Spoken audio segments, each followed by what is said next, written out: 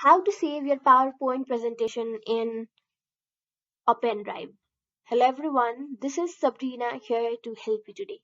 So without any further ado, let's get right into the video. So as you can see, this is a PowerPoint presentation I have taken.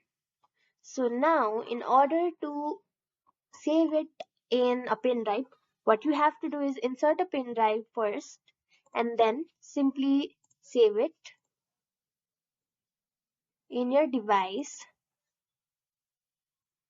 And now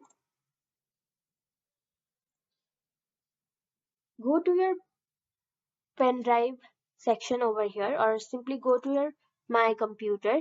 Then you should see a pen drive section over here if you have added any, and then simply go over there, and after you have copied your PowerPoint presentation, simply paste it over there and you will be done.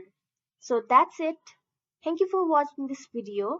Make sure to like, share and subscribe to our YouTube channel. If you got any questions, comment them down and I'll catch you in the next one.